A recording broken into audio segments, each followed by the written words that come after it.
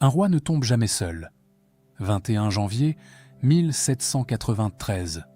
Louis XVI monte sur l'échafaud. La lame tombe. La France vient de décapiter 1000 ans d'histoire. Mais voilà ce qu'on ne vous a jamais dit. Ce n'est pas le peuple qui a tué le roi. Ce sont ceux en qui il avait le plus confiance. Son conseiller le plus brillant, qui le vendait en secret.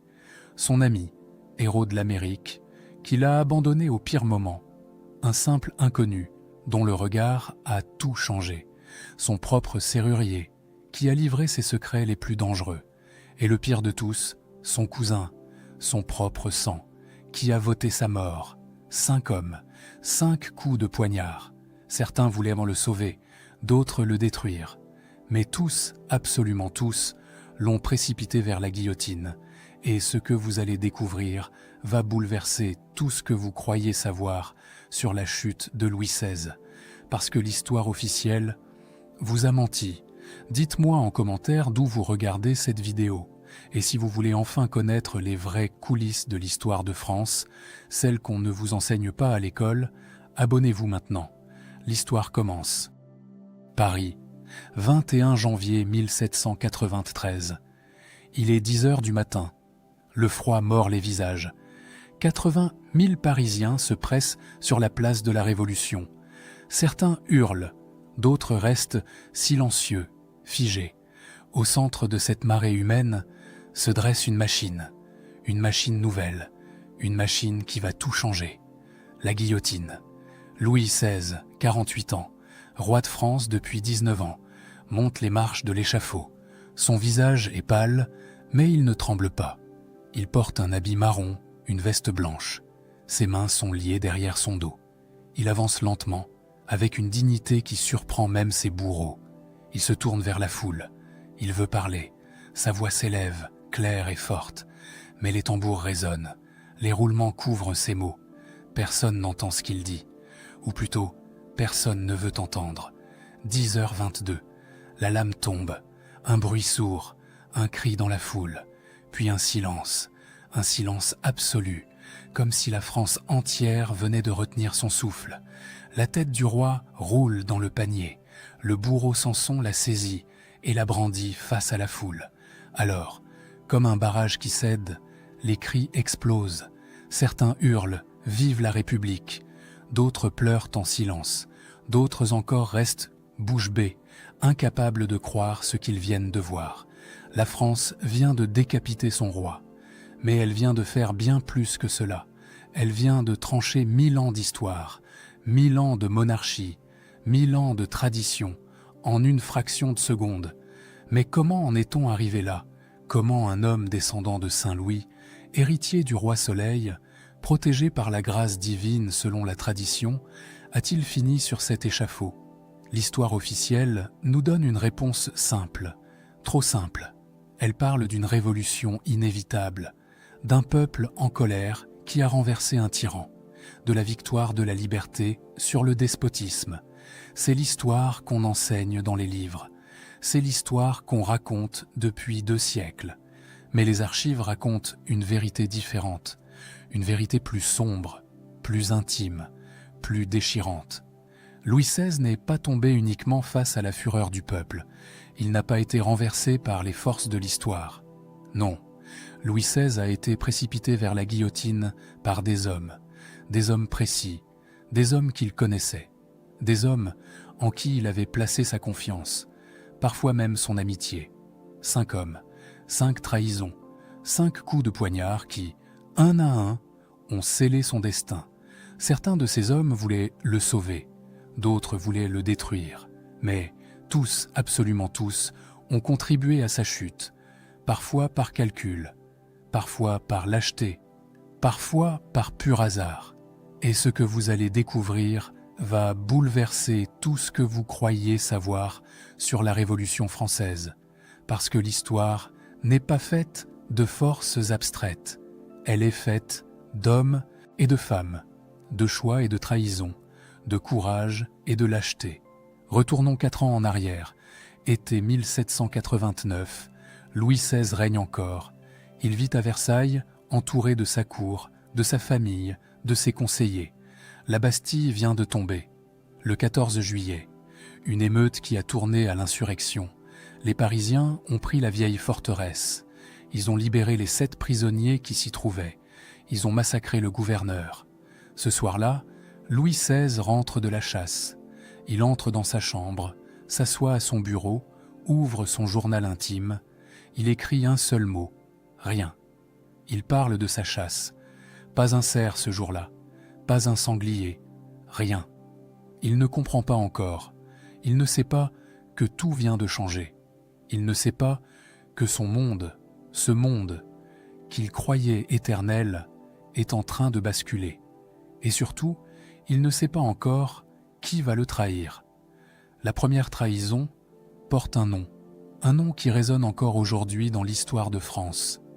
Honoré Gabriel Riquetti, comte de Mirabeau. Mirabeau, un géant, presque 2 mètres de haut.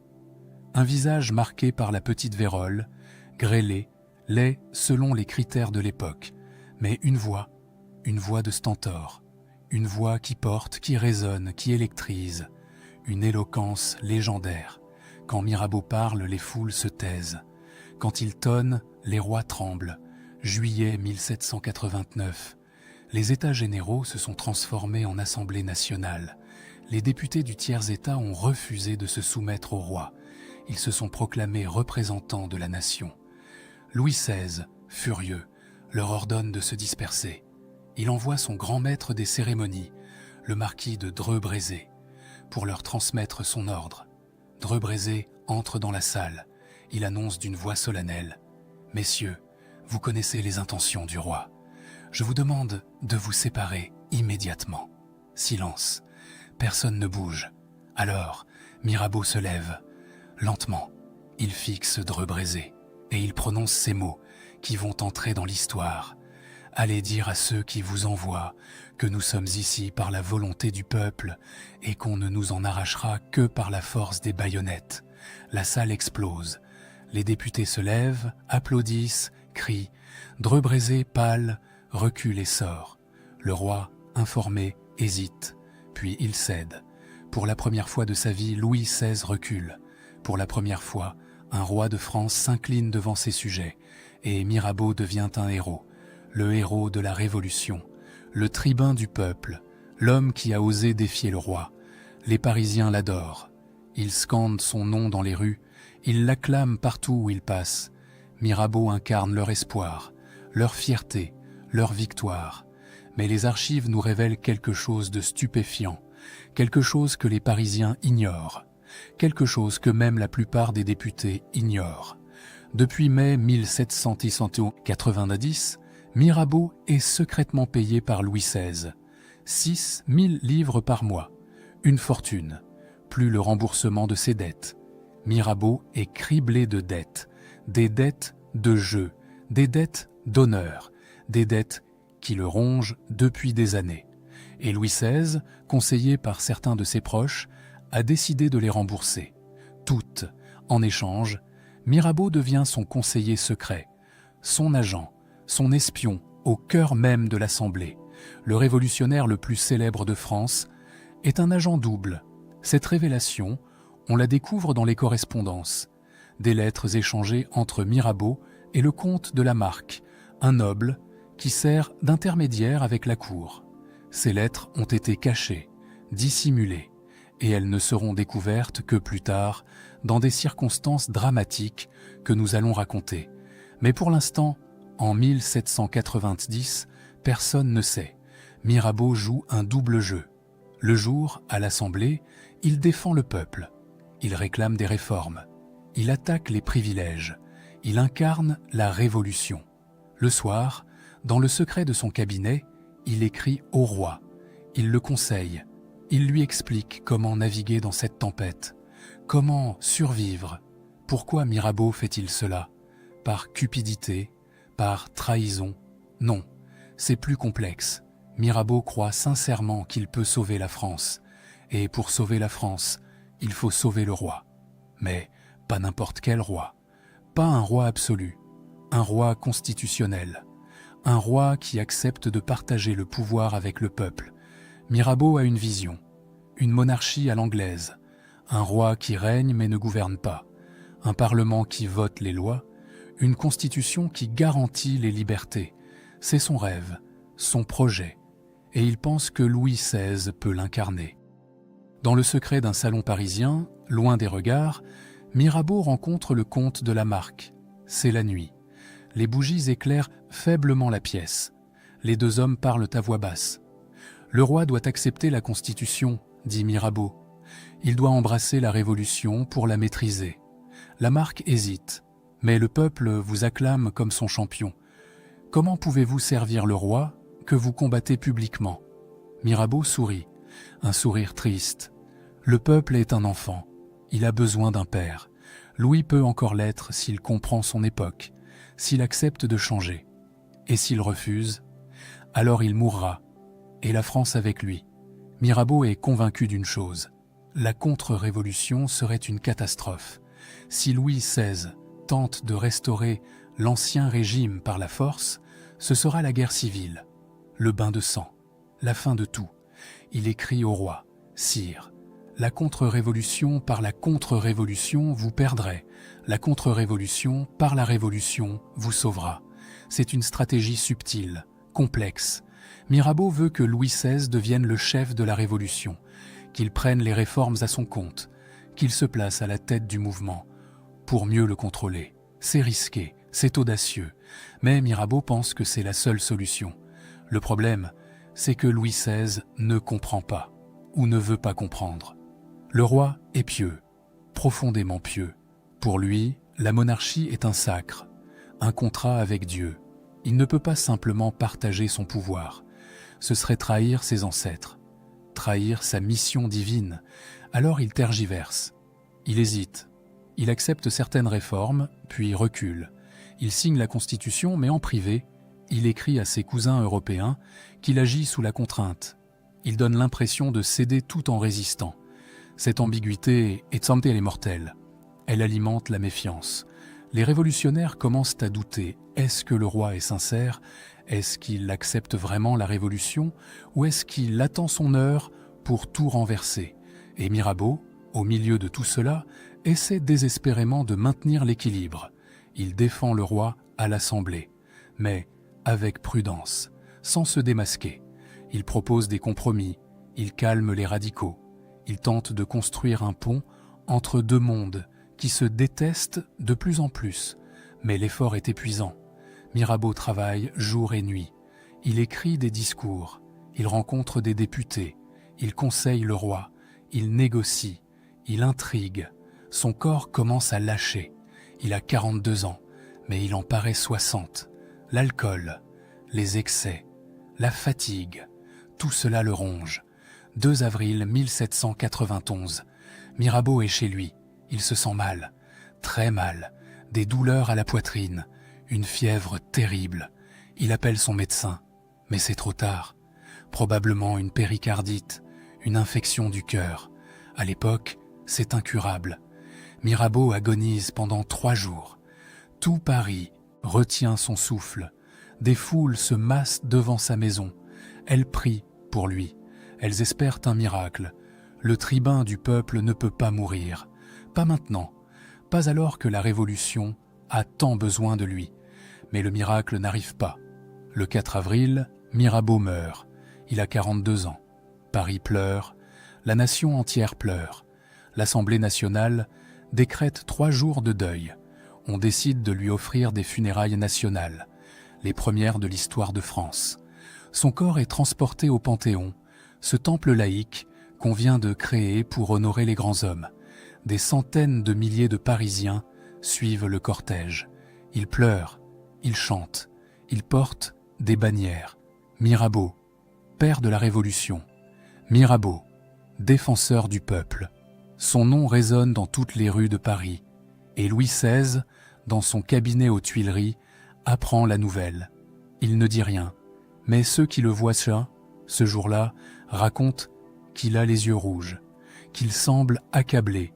Il vient de perdre son agent le plus précieux, son conseiller secret, le seul homme qui comprenait peut-être comment sauver la monarchie. Sans Mirabeau, Louis XVI est nu face aux Jacobins. face aux radicaux, face à ceux qui veulent détruire la monarchie, pas la réformer. Mais l'histoire de Mirabeau ne s'arrête pas là, parce qu'un an et demi plus tard, la vérité va éclater.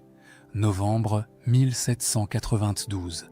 La France est en guerre contre l'Autriche et la Prusse. Louis XVI a été destitué. Il est emprisonné au Temple avec sa famille. La République a été proclamée et les révolutionnaires fouillent le palais des Tuileries. Ils cherchent des preuves que le roi complotait contre la Révolution.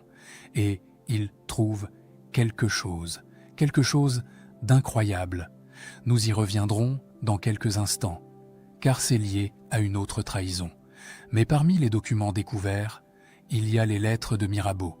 Toutes les lettres, les correspondances secrètes, les preuves des paiements, tout. La France découvre alors que son héros était un traître, que le tribun du peuple servait secrètement le roi, que l'homme qu'ils ont porté au Panthéon les a trahis. La fureur est immense. L'Assemblée vote immédiatement. Le corps de Mirabeau est expulsé du Panthéon. Sa mémoire est souillée. Son nom devient synonyme de duplicité, de trahison. Et pourtant, Mirabeau n'était pas un traître au sens classique. Il croyait sincèrement qu'il sauvait la France. Il pensait qu'une monarchie constitutionnelle était la seule solution, que sans roi, ce serait le chaos, la guerre civile, la terreur. Et sur ce point, il avait raison. Un an après sa mort, la terreur commence. Les massacres de septembre, la guillotine qui tourne sans arrêt, les dénonciations, la paranoïa, le sang qui coule dans les rues de Paris. Mirabeau avait tout prévu, mais il n'a pas pu l'empêcher. La première trahison de Louis XVI fut celle d'un homme qui croyait le protéger, un homme qui voulait construire un pont entre deux mondes. Mais en servant le roi dans l'ombre, Mirabeau l'a rendu suspect aux yeux du peuple. Il a créé une ambiguïté qui a nourri la méfiance. Et cette méfiance, petit à petit, a creusé la tombe du roi. Parfois, les pires trahisons viennent de ceux qui pensent agir pour notre bien. Mais si Mirabeau a trahi Louis XVI par idéalisme, la deuxième trahison sera différente. Elle portera le visage d'un ami, d'un héros, d'un homme que le roi respectait profondément. Son nom ? Gilbert du Motier, marquis de Lafayette. Octobre 1789. Versailles. Il est 3 heures du matin. La nuit est noire, froide. 6000 femmes ont marché de Paris à Versailles. Elles ont marché pendant des heures sous la pluie. Elles ont faim. Leurs enfants ont faim. Elles réclament du pain. Elles réclament le roi. À l'aube, elles envahissent le château. Elles défoncent les grilles. Elles montent les escaliers. Elles cherchent la reine. Marie-Antoinette dort encore. Ses gardes du corps se jettent devant les portes de ses appartements. Les femmes les massacrent, à coups de pique, à coups de couteau. Le sang coule sur le marbre de Versailles. Marie-Antoinette se réveille. Elle entend les cris, elle comprend. Elle s'enfuit par les passages secrets. Elle court rejoindre le roi. Ses enfants, ils se barricadent dans les appartements du roi. Dehors, la foule hurle. « La reine! Donnez-nous la reine !» Et soudain, un homme apparaît. Il vient d'arriver de Paris au galop. Il est couvert de boue, épuisé, mais il est là. Lafayette, commandant de la garde nationale. Il dégaine son sabre, il se place devant la foule. « Arrêtez, en tant que commandant de la garde nationale, je vous ordonne de vous retirer. » La foule hésite. Lafayette est un héros, le héros de l'indépendance américaine. Il a combattu aux côtés de Washington. Il a vaincu les Anglais. Il incarne la liberté. Les Parisiens le respectent. Lafayette négocie. Il parle. Il calme. Il promet que le roi viendra à Paris, que la famille royale quittera Versailles, qu'elle sera plus proche du peuple. Puis, il fait quelque chose d'audacieux. Il monte à l'étage. Il frappe à la porte de Marie-Antoinette. Il entre. La reine est pâle, terrifiée. Elle sait que la foule veut sa tête. Lafayette s'incline. « Madame, vous devez vous montrer. C'est le seul moyen de calmer le peuple. » Marie-Antoinette le regarde. Elle déteste Lafayette. Elle le déteste depuis toujours. Pour elle, c'est un révolutionnaire, un traître à sa classe. Mais elle n'a pas le choix. Elle descend. Elle sort sur le balcon. La foule hurle. Des insultes, des menaces. Lafayette se place à côté d'elle et dans un geste théâtral, il prend la main de la reine et la baise. La foule se tait. Puis quelqu'un crie « Vive Lafayette !»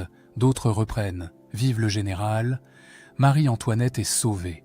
Pour l'instant. Ce jour-là, Lafayette devient le sauveur de la monarchie. Le roi le remercie. La reine, malgré sa haine, doit reconnaître qu'il lui a sauvé la vie. Lafayette jure fidélité, à la fois au roi et à la Constitution. Il croit sincèrement qu'on peut réconcilier les deux, qu'on peut construire une monarchie libre, une monarchie où le peuple et le roi vivent en harmonie. Mais Lafayette est un idéaliste, un rêveur. Il ne voit pas ce qui se prépare.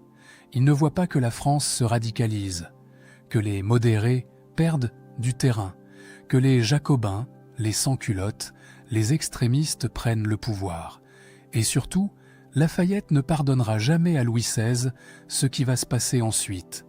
Juin 1791, nuit du 20 au 21. Paris dort. Les Tuileries, le palais où vit désormais la famille royale, sont silencieuses. Les gardes patrouillent. Tout semble normal. Mais dans les appartements du roi, quelque chose se prépare.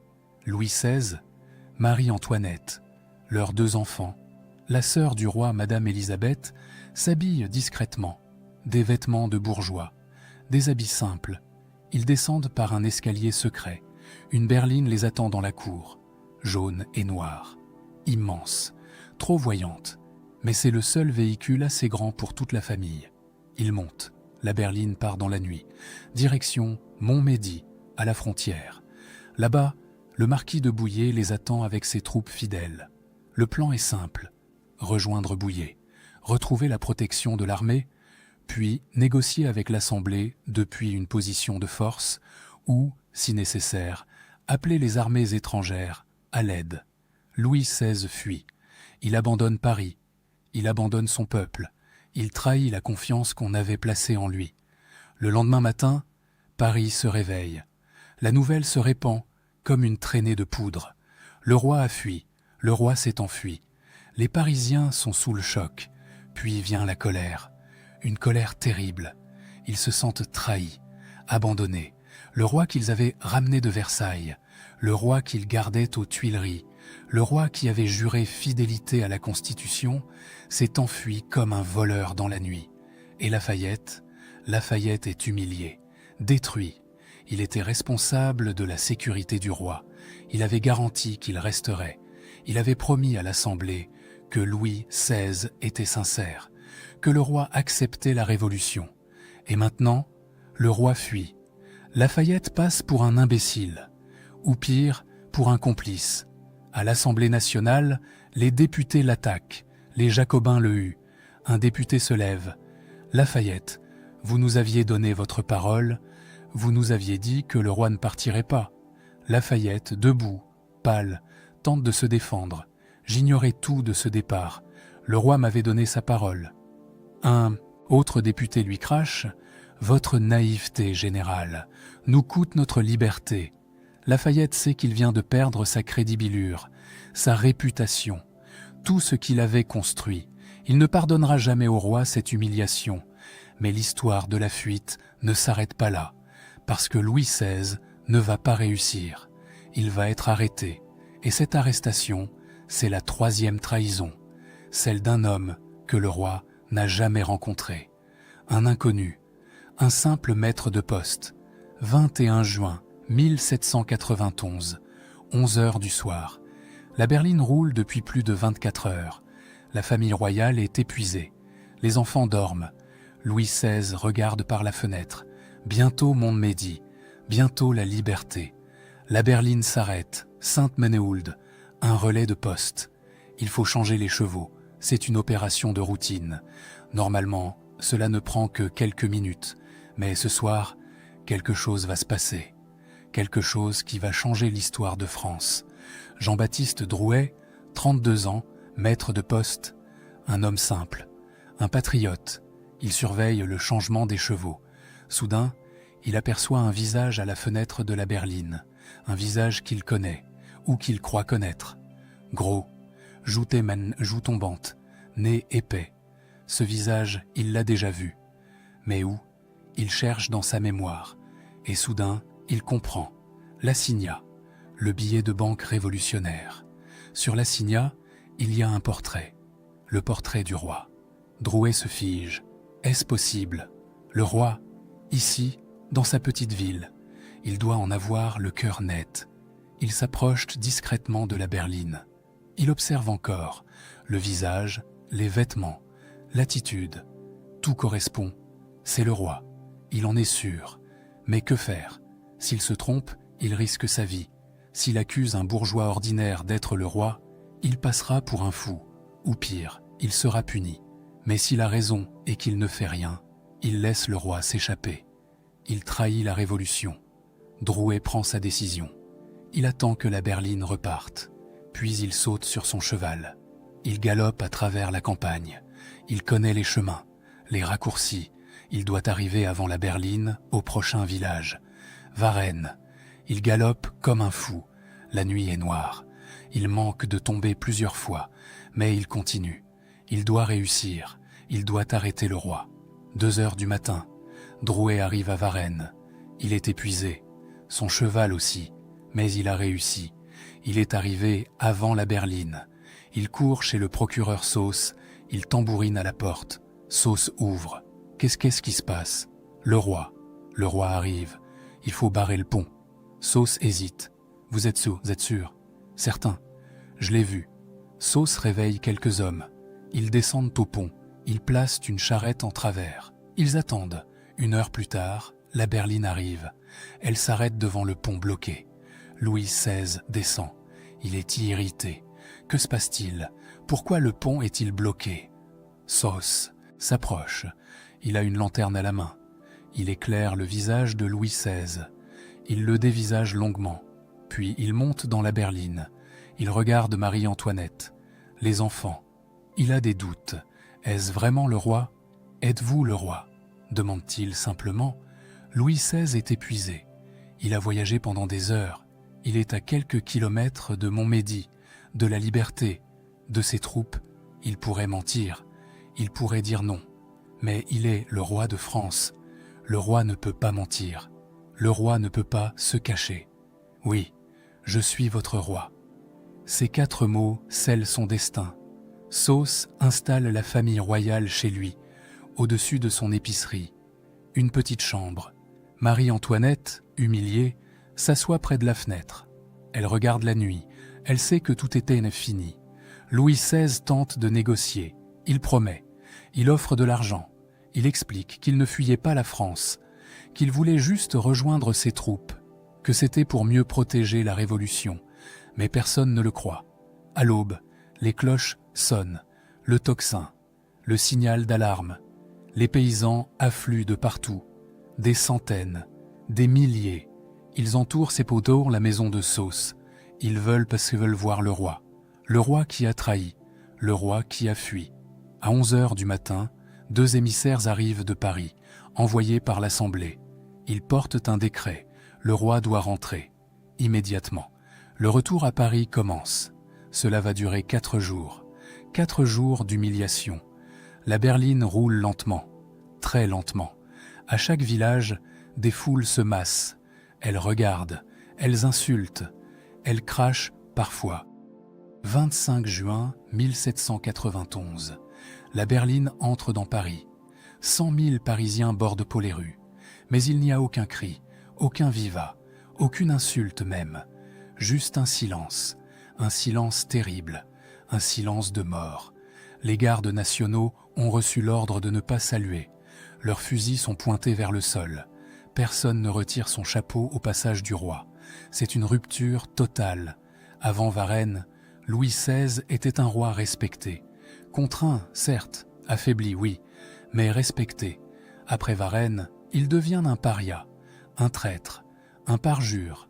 Louis XVI, derrière la vitre de la berline, voit son peuple le regarder comme un ennemi. Il voit la haine dans leurs yeux, le mépris, la colère froide.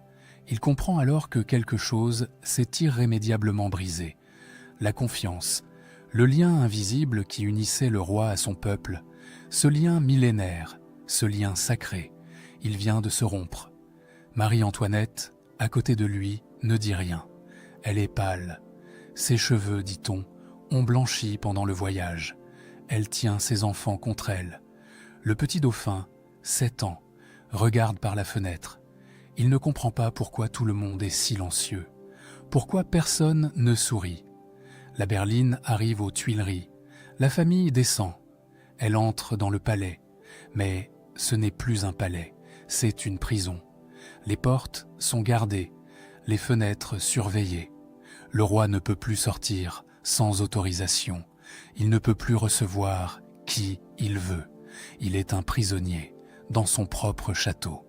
L'Assemblée nationale débat. Que faire du roi? Certains réclament son abdication, d'autres veulent un procès. Les plus radicaux, comme Robespierre, demandent déjà sa tête. Mais les modérés, comme Barnave, pensent qu'on peut encore sauver la monarchie constitutionnelle, que le roi a été mal conseillé, qu'il a fait une erreur, mais qu'on peut lui pardonner. Finalement, l'Assemblée vote. Le roi est suspendu de ses fonctions. Temporairement, il devra jurer fidélité à la nouvelle Constitution. Et s'il le fait, il pourra reprendre son trône. Louis XVI accepte. Il n'a pas le choix. 14 septembre 1791. Il prête serment sur la Constitution. Il jure d'être fidèle à la nation et à la loi. Il jure de maintenir la Constitution. Mais tout le monde sait que ce serment est un mensonge, que le roi agit sous la contrainte, qu'il ne croit pas un mot de ce qu'il dit. Et Lafayette a tenté un retour. Il a essayé de regagner sa popularité. Mais c'est trop tard. Les Jacobins le détestent. Les sans-culottes se méfient de lui. Ils l'accusent d'être un complice du roi, un traître à la Révolution. 10 août 1792, un an après Varennes, Paris explose. Les sans-culottes envahissent les Tuileries. Ils massacrent les gardes suisses. Des centaines de morts. Le sang coule dans les escaliers du palais. Louis XVI, avec sa famille, se réfugie à l'Assemblée nationale. Il demande protection. L'Assemblée le suspend définitivement. La monarchie est abolie. Louis XVI n'est plus roi. Il est citoyen, capet. Lui et sa famille sont emprisonnés au Temple, une vieille forteresse médiévale au cœur de Paris. Lafayette, qui commande l'armée du Nord, apprend la nouvelle. Il est furieux. Il tente un coup de force. Il veut marcher sur Paris avec ses troupes, restaurer l'autorité du roi, sauver ce qui reste de la monarchie constitutionnelle. Mais ses soldats refusent. Ils se mutinent. Ils l'accusent de vouloir rétablir la tyrannie. Lafayette comprend qu'il a perdu, qu'il n'a plus aucun pouvoir, qu'il est devenu un ennemi de la Révolution. 19 août 1792. Lafayette fuit. Il traverse la frontière. Il se rend aux Autrichiens. Il pense qu'ils vont le protéger, qu'ils vont l'accueillir comme un héros. Après tout, il est l'ami de Washington, le héros de l'indépendance américaine. Mais les Autrichiens se méfient de Kim de lui. Pour eux, Lafayette est un révolutionnaire, celui qui a trahi son roi. Ils le jettent en prison. Lafayette passera 5 ans dans les geôles autrichiennes. 5 ans de captivité, d'humiliation. Louis XVI, emprisonné au Temple, apprend la fuite de Lafayette. On lui rapporte la nouvelle. Il ne dit rien. Il reste silencieux. Mais ceux qui sont là racontent que son visage se ferme, qu'il serre les mâchoires. Il vient de perdre son dernier protecteur, le dernier homme qui aurait pu le sauver. Et cet homme a fui. La deuxième trahison fut celle d'un ami qui a abandonné le roi au moment où il avait le plus besoin de lui. Lafayette n'a pas trahi Louis XVI par méchanceté. Il l'a trahi par idéalisme brisé, par amour-propre blessé, par lâcheté aussi. Peut-être, quand la Révolution est devenue trop violente, trop radicale, Lafayette a choisi de sauver sa peau plutôt que son roi. Mais si les 3 premières trahisons ont affaibli Louis XVI, la 4e va le condamner. Car cette fois, ce ne sont pas des paroles ou des fuites, ce sont des preuves écrites, des preuves irréfutables. Novembre 1792, 4 mois après la chute de la monarchie. Les révolutionnaires fouillent le palais des Tuileries. Ils cherchent des documents, des lettres, des preuves que le roi complotait contre la Révolution. Roland, ministre de l'Intérieur, reçoit une visite. Un homme nerveux, un homme qui sue, qui tremble, François Gamin, serrurier, ancien serrurier du roi. « Citoyen ministre, dit Gamin, j'ai quelque chose à vous dire, quelque chose d'important. » Roland le regarde. « Parlez. Il y a une armoire cachée, dans les Tuileries. Le roi l'a fait construire en secret. J'étais son serrurier. C'est moi qui l'ai fabriquée. Elle contient des documents, des lettres, des preuves. » Roland se redresse. « Où est cette armoire ? » ?»« Dans le cabinet du roi, derrière un panneau de bois. Vous ne pouvez pas la voir, mais je sais où elle est. Je peux vous montrer. » Le lendemain, 20 novembre 1792, Roland se rend aux Tuileries. Gamin l'accompagne. Ils entrent dans le cabinet du roi. Un bureau, des livres, des cartes de géographie. Louis XVI aimait la géographie. Il passait des heures à étudier des cartes. Gamin s'approche d'un mur, il tâte le panneau de bois. Il trouve le mécanisme secret. Le panneau s'ouvre et derrière, une armoire de fer. Une belle armoire, solide, bien faite. Le travail d'un artisan. Roland l'a fait ouvrir. À l'intérieur, des centaines de documents, des lettres, des correspondances, des registres de paiement. Tout est là, tout ce que Louis XVI voulait cacher. Les lettres de Mirabeau, les preuves qu'il était payé par le roi, les sommes, les dates, tout est écrit noir sur blanc. Les correspondances avec les puissances étrangères, des lettres à l'empereur d'Autriche, au roi de Prusse, au roi d'Espagne. Louis XVI les supplie de venir le sauver, de renverser la Révolution par la force. Une lettre en particulier va devenir mortelle, datée de décembre 1791. Louis XVI écrit à l'empereur d'Autriche. Il lui dit clairement qu'il n'accepte la Constitution que sous la contrainte, qu'il ne renoncera jamais à son pouvoir absolu, qu'il attend le moment de tout renverser.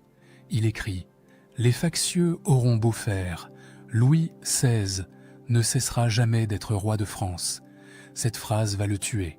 Roland fait copier tous les documents. Il les présente à l'Assemblée. Les députés sont sous le choc. Ils savaient que le roi résistait, mais ils ne pensaient pas qu'il complotait à ce point, qu'il mentait aussi ouvertement. L'Assemblée nationale convoque une session extraordinaire. Les documents sont lus publiquement, un par un. Les lettres de Mirabeau, les paiements secrets, les correspondances avec l'Autriche. Chaque révélation est un coup de poignard. Les Parisiens, dans les tribunes, écoutent. Ils sont horrifiés. Leur roi les a trahis. Pendant tout ce temps, pendant qu'ils juraient fidélité à la Constitution, ils complotaient dans leur dos. Il appelait les armées étrangères à envahir la France. Il voulait détruire la Révolution. Robespierre se lève. Il a 34 ans.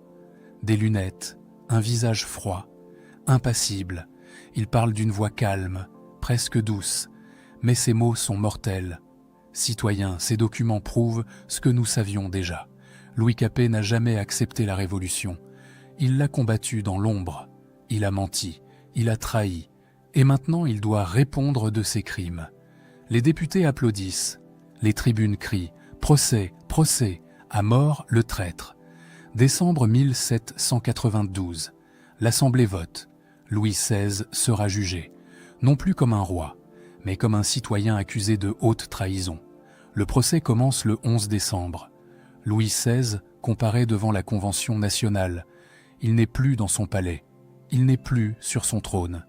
Il est debout, seul, face à 749 députés qui vont décider de son sort. On lui lit les accusations, complot contre la liberté publique, attentat contre la sûreté de l'État, trahison envers la nation. Les preuves Les documents de l'armoire de fer. Louis XVI se défend, ou plutôt, il essaie. Il dit qu'il a toujours aimé le peuple, qu'il voulait le bien de la France, que certaines lettres ont été mal interprétées, mais sa voix est faible. Il sait que c'est perdu. Son avocat, Malesherbes, un vieil homme de 71 ans, plaide pour lui. Il rappelle les réformes que Louis XVI a acceptées, l'abolition de la torture, la suppression de la corvée, l'aide à l'Amérique. Mais les députés ne veulent rien entendre. Saint-Just, 25 ans, monte à la tribune. C'est un jeune homme beau, froid, fanatique. Il prononce un discours qui va rester dans l'histoire. On ne peut point régner innocemment. Tout roi est un rebelle et un usurpateur. Louis doit être jugé comme un ennemi. Nous n'avons point à le juger, mais à le combattre. Pour Saint-Just, le procès n'est qu'une formalité. Louis XVI doit mourir, non pas parce qu'il a commis tel ou tel crime, mais parce qu'il est roi, parce que la monarchie elle-même est un crime. Et François Gamin, celui qui a révélé l'existence de l'armoire de fer, il est là quelque part dans Paris. Il a reçu une petite récompense de la République, quelques centaines de livres. Mais il ne dort plus la nuit. Gamin avait travaillé avec Louis XVI. Le roi aimait la serrurerie. C'était son passe-temps, son échappatoire. Quand les affaires de l'État l'accablaient, il descendait dans son atelier. Il fabriquait des serrures, des mécanismes complexes, précis, beaux. Et Gamin était là. Le maître et l'apprenti travaillaient ensemble. Louis XVI lui parlait, pas comme un roi parle à un serviteur, mais comme un homme parle à un artisan, avec respect, avec passion pour le métier. Ensemble, ils avaient construit cette armoire de fer. Louis XVI avait dessiné les plans. Gamin avait forgé les pièces. Ils avaient installé les mécanismes secrets, les ressorts, les verrous invisibles. C'était un chef-d'œuvre. Et maintenant, Gamin a livré ce secret. Il a trahi la confiance du roi. Pourquoi ?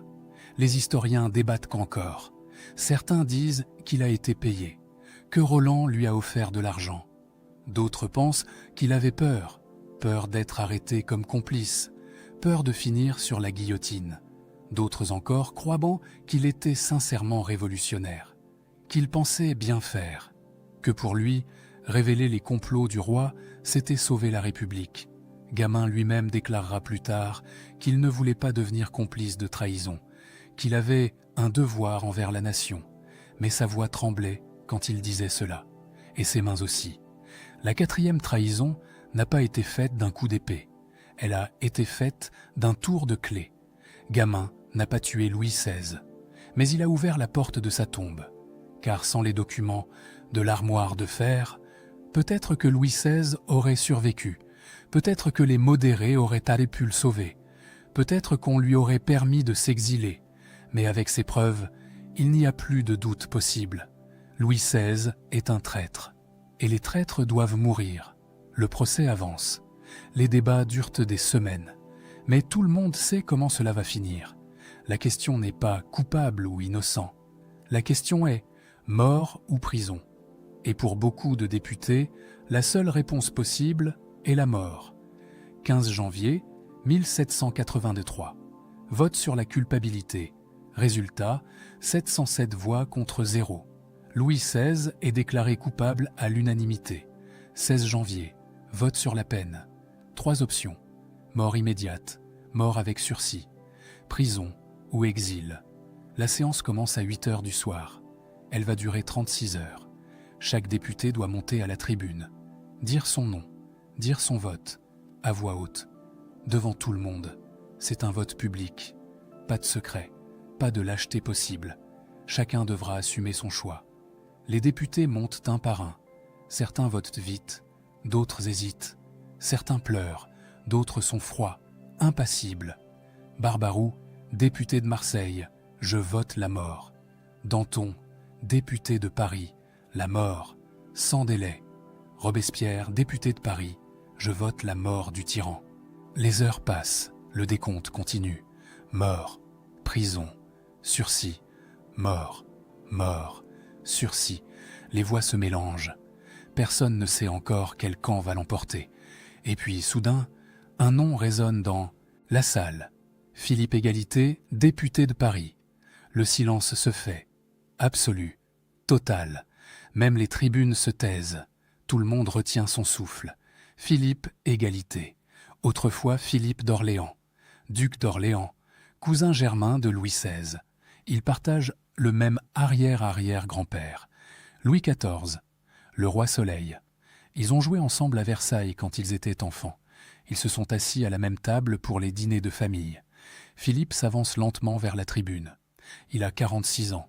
Le visage marqué, les cheveux gris, il monte les marches. Il se tourne vers l'Assemblée. Sa voix tremble légèrement, mais il articule clairement. Uniquement occupé de mon devoir, convaincu que tous ceux qui ont attenté ou attenteront à la souveraineté du peuple méritent la mort, je vote pour la mort. Le sang vote contre le sang. Dans la salle, c'est l'explosion. Les Jacobins applaudissent. Les tribunes crient de joie. Mais d'autres députés sont horrifiés. Certains murmurent. D'autres détournent le regard. Comment un homme peut-il voter la mort de son propre cousin? Comment peut-il condamner quelqu'un avec qui il a partagé son enfance? Philippe Égalité redescend de la tribune. Il retourne à sa place. Il ne regarde personne. Son visage est fermé, impénétrable. Personne ne saura jamais ce qu'il ressent à cet instant. Qui est Philippe Égalité? Pour comprendre cette trahison, il faut comprendre l'homme.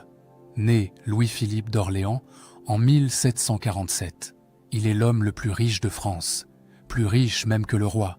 Il possède le palais royal, des terres immenses, des châteaux, des fortunes colossales.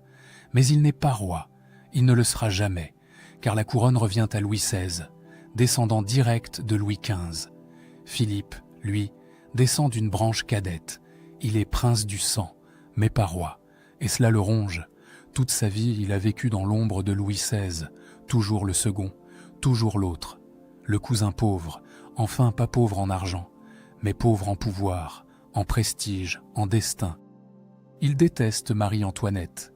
Elle l'a toujours méprisé, traité avec condescendance, refusé de le recevoir à Versailles. Pour elle, Philippe est un libertin, un débauché, un homme sans honneur, et elle a fait tout son possible pour l'éloigner de la cour.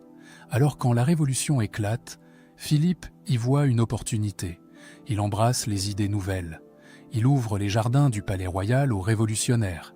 Il finance des journaux anti-monarchiques. Il se fait appeler Philippe Égalité. Il renonce à son titre de duc. Il devient citoyen. Rêve-t-il de remplacer Louis XVI? Espère-t-il monter sur le trône? Certains historiens le pensent. D'autres croient qu'il est sincèrement républicain, qu'il croit vraiment à l'égalité, à la liberté, que son engagement est authentique. La vérité? Probablement un mélange des deux. Ambition et conviction, rancœur et idéalisme. Philippe Égalité est un homme complexe, contradictoire, comme nous tous. Mais ce vote pour la mort de son cousin, c'est quelque chose d'autre. C'est une ligne que peu d'hommes franchissent. La veille du vote, dit-on, un ami l'interroge. « Philippe, tu ne peux pas faire cela. C'est ton cousin, c'est ton sang. » Philippe le regarde. « Mon sang est français. Et la France réclame justice. Justice ou vengeance ?» Philippe ne répond pas. Le vote continue toute la nuit, toute la journée suivante. Les députés défilent, un à un. Leur voix résonne dans la salle. 17 janvier, 9 heures du soir. Le décompte final. Le président de l'Assemblée se lève. Il annonce les résultats. Pour la mort immédiate, 361 voix. Pour la mort avec sursis, 360 voix. Abstention et absent, 28. Une voix. Une seule voix de différence. Si un seul député avait voté différemment, Louis XVI aurait été condamné à la prison ou à l'exil. Il aurait peut-être survécu. Le vote de Philippe Égalité pèse lourd, terriblement lourd. 18 janvier, Louis XVI, au Temple, reçoit la nouvelle. Son avocat, Malesherbes, lui annonce le verdict. Mort, guillotine, dans 3 jours. Louis XVI ne dit rien pendant un long moment. Il reste silencieux, puis il demande « Philippe a-t-il voté? Oui, sire. Comment? Malesherbes hésite. Puis il murmure « La mort ». Louis XVI ferme les yeux. Quand il les rouvre, ils sont secs, pas de larmes, juste une immense lassitude. Il murmure, dit-on, ainsi finissent les maisons royales, par le sang de leur propre sang. 20 janvier, dernier jour, Louis XVI passe la journée avec sa famille, Marie-Antoinette, leurs 2 enfants, Marie-Thérèse, 14 ans, Louis-Charles, 8 ans, le petit dauphin, l'héritier qui ne régnera jamais. Ils dînent ensemble, ils parlent peu. Que dire? Tout a été dit. Louis XVI bénit ses enfants. Il embrasse sa femme. Ses mains tremblent légèrement, mais sa voix reste ferme. Adieu, ma très chère Marie-Antoinette. Adieu, mes chers enfants. Je vous embrasse pour la dernière fois. Marie-Antoinette s'effondre. Elle hurle. Elle s'accroche à lui. Les enfants pleurent. Les gardes doivent les séparer de force. Louis XVI sort de la pièce. Il ne se retourne pas. S'il se retourne, il va craquer. La nuit est longue, très longue. Louis XVI ne dort pas. Il prie, il lit, il écrit des lettres à ses enfants, à la France. Il pardonne à ses ennemis. Il demande à Dieu de pardonner à ceux qui vont le tuer. 5 heures du matin, 21 janvier. On vient le chercher, il s'habille. Un habit marron, une veste blanche, un gilet gris, des bas blancs. Il est calme, étrangement calme. Le trajet dure 2 heures, de la prison du Temple à la place de la Révolution. Les rues sont bordées de soldats, de canons. La Convention a peur. Peur qu'on tente de libérer le roi. Peur d'une émeute royaliste. Mais il n'y a pas d'émeute. Les Parisiens regardent passer la voiture. Certains en silence, d'autres avec haine. Mais personne ne bouge. 10 heures. La voiture arrive sur la place. Louis XVI descend. Il voit la guillotine. Cette machine qu'il a lui-même approuvée quelques années plus tôt. Une machine censée être plus humaine, plus rapide, moins douloureuse que la hache. Il monte les marches, seul, sans aide. Il a 48 ans, mais il monte ses marches avec la dignité d'un roi. Peut-être est-il plus roi à cet instant qu'il ne l'a jamais été sur son trône. Le bourreau Samson s'approche pour lui lier les mains. Louis XVI recule. C'est inutile, je saurai mourir. Mais Samson insiste, c'est le règlement. Louis XVI cède. On lui lie les mains derrière le dos. Il se tourne vers la foule. Il veut parler, dire ses derniers mots. Sa voix s'élève, claire et forte. Je meurs innocent de tous les crimes qu'on m'impute. Je pardonne aux auteurs de ma mort. Je prie Dieu que le sang que vous allez répandre ne retombe jamais sur la France. Il veut continuer, mais le commandant de la garde nationale, Santerre, ordonne aux tambours de rouler. Les roulements couvrent la voix du roi. Personne n'entend la suite. Samson le guide vers la planche. Louis XVI s'allonge. Son cou est placé dans la lunette. Le carcan de bois. 10h22. La lame tombe. Un bruit sourd. Terrible. Définitif. La tête du roi roule dans le panier. Samson la saisit. Il la brandit face à la foule. Du sang coule, goutte à goutte, sur l'échafaud. Certains crient « Vive la République !» D'autres pleurent. D'autres restent pétrifiés. Un témoin racontera plus tard « J'ai vu des hommes tremper leurs mouchoirs dans le sang du roi, comme une relique, comme un sacrilège. Louis XVI est mort, le roi est mort. Mais contrairement à la tradition, personne ne crie « Vive le roi !» Il n'y a plus de roi, plus jamais. 5 trahisons, 5 hommes, 5 destins.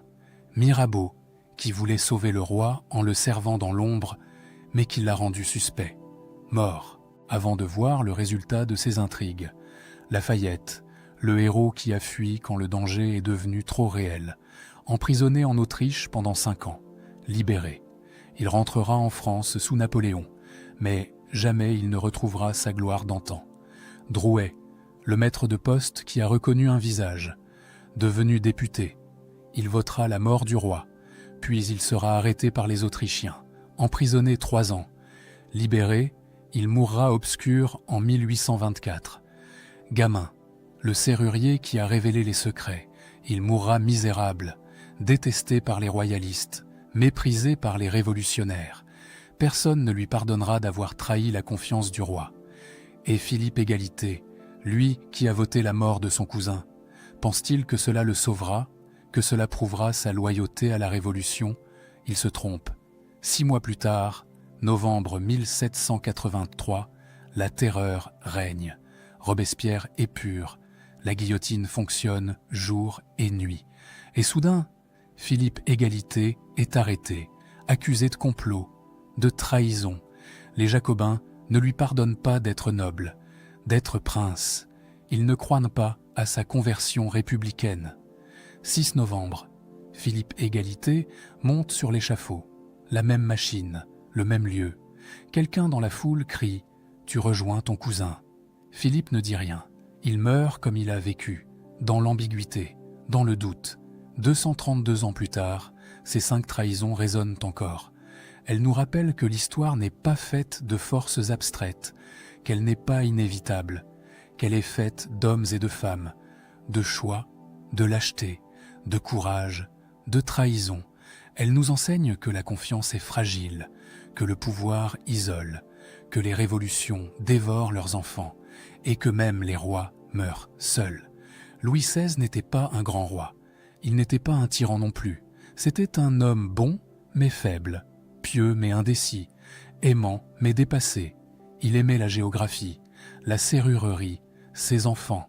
Il détestait la violence. Il voulait être aimé. Il a fini décapité. Mais sur l'échafaud, il a retrouvé une grandeur que le trône ne lui avait jamais donnée.